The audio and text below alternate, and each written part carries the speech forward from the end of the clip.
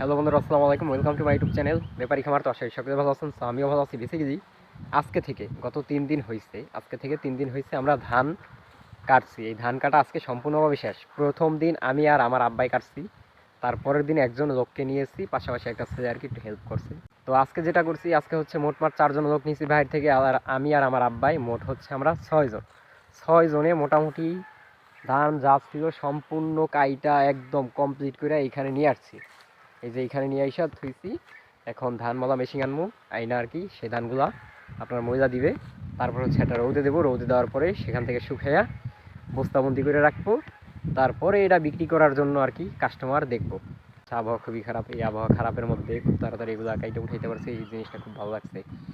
এখন যদি শুধু শুকাইয়া উঠাইতে পারি তাহলে একদম রিল্যাক্স হয়ে যেতে পারবো। আর আজকে লোক বেশি নেওয়ার কারণ হচ্ছে আবহাওয়া যেহেতু খারাপের জন্য তাড়াতাড়ি এই ধানগুলা কাইটা উঠানোর জন্য আর কি লোক বেশি নিচ্ছি। তো যাই হোক, সকলেই ভালো থাকবেন, সুস্থ থাকবেন। দেখা হচ্ছে নেক্সট ভিডিওতে। আজকের ভিডিও পর্যন্তই। আসসালামু আলাইকুম।